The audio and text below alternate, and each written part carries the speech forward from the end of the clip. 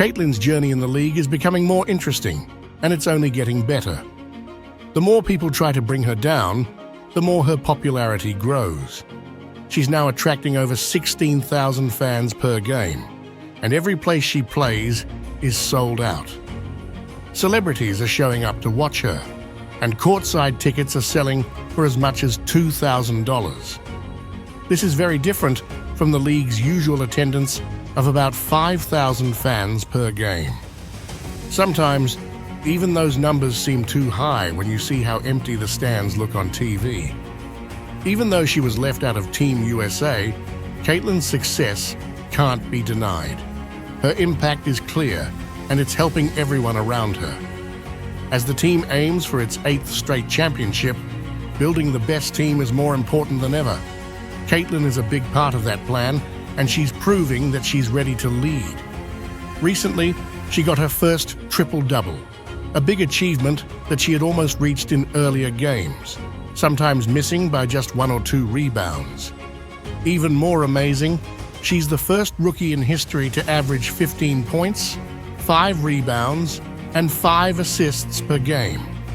This shows that her critics are wrong. And let's not forget about the player who got a big shoe deal. She quickly started talking badly about Caitlin.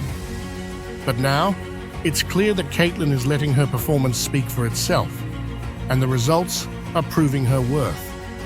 It wasn't bad, it was the Super Bowl, and she said they had beaten them 3 times already. They really won those 3 times, so of course the other team didn't want to lose a 4th time. This is their Super Bowl game. I mean, we've beaten them 3 times this year already. We knew they were going to come into this game really hungry, and it's tough to beat a team 4 times. I wanted to continue from where we stopped and talk about all the new things happening, because with these girls, there's always something new every day.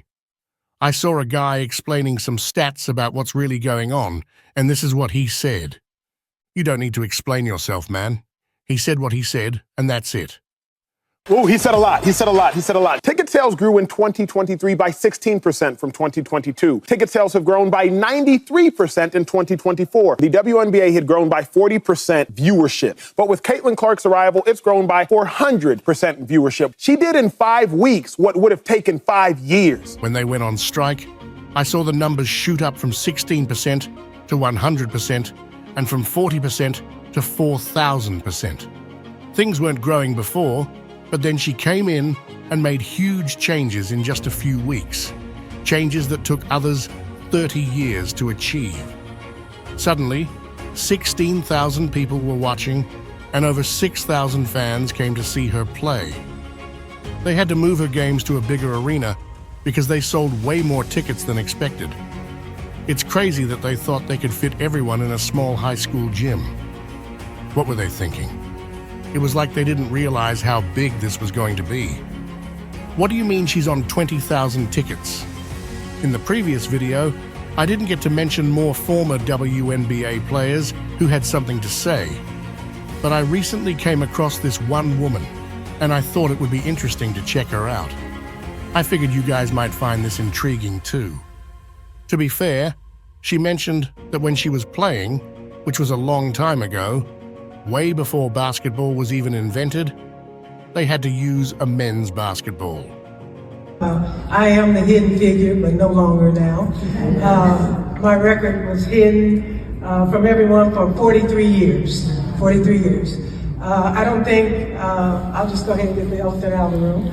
I don't think my record has been broken because you can't duplicate what you're not duplicating. And so unless you come with a men's basketball and a 2-point shot, hey, That's just how things were back then. She held the record for 40 years, consistently making 2-point shots. But nobody seemed to care much. The main point is, instead of quickly criticizing without saying anything positive, remember that you don't owe Caitlin anything. It's your life. And Caitlin never did anything for you. No one knew about your record, and now it's broken. It's okay to acknowledge that it was a long-standing record for 40 years and say, yeah, good for her. I'm glad she had the chance to break it. But I do want to mention that the record was set under different circumstances. There weren't any 3-pointers back then, and we used a men's basketball.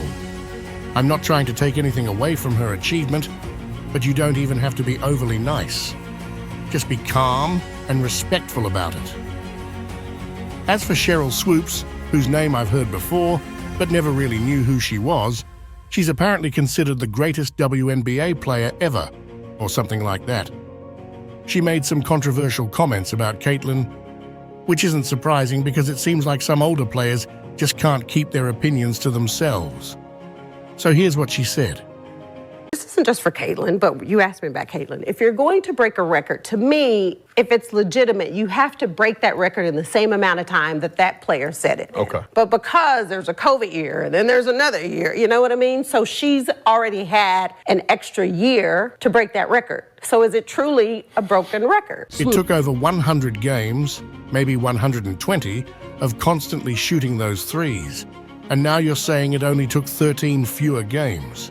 Plus, you're mentioning she had an extra year due to COVID. Cheryl Swoops mentioned that Caitlin kept playing until she was 25 years old or something like that. She literally said she was 25. Hold on a second.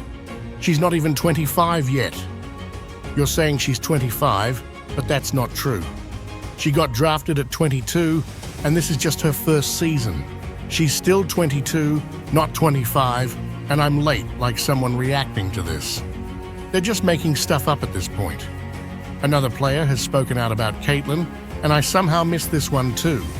She's a WNBA player who appeared on Gil's podcast, Agent Zero's podcast, and here's what she had to say about Ice Cube offering Caitlin $5 million to join the Big Three.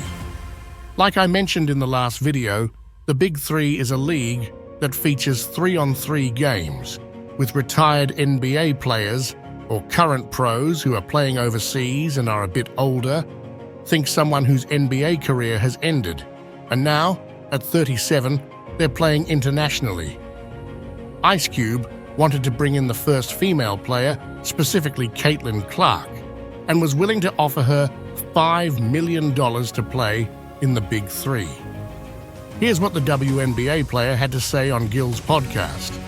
If you open the article and you see what's his reasoning, he wanted to provide more opportunities for WNBA players and provide opportunities to not go overseas. So you offered the contract to a player who's not yet even in the WNBA. If you had given that opportunity to Angel Reese, she wouldn't have had anything negative to say.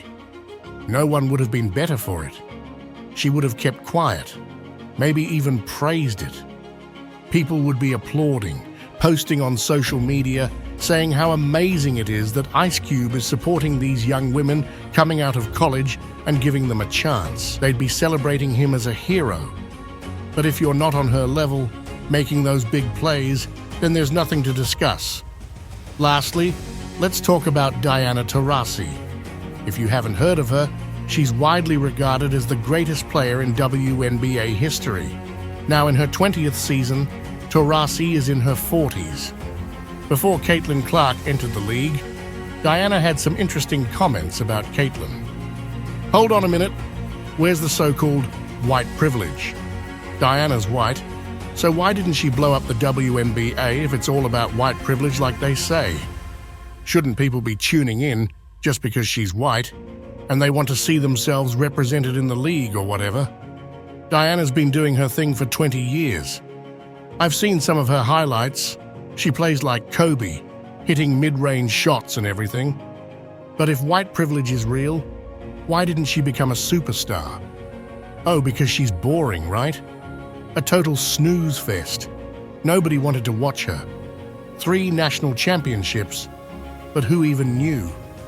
She's not like Caleb Moore, who lost all those games.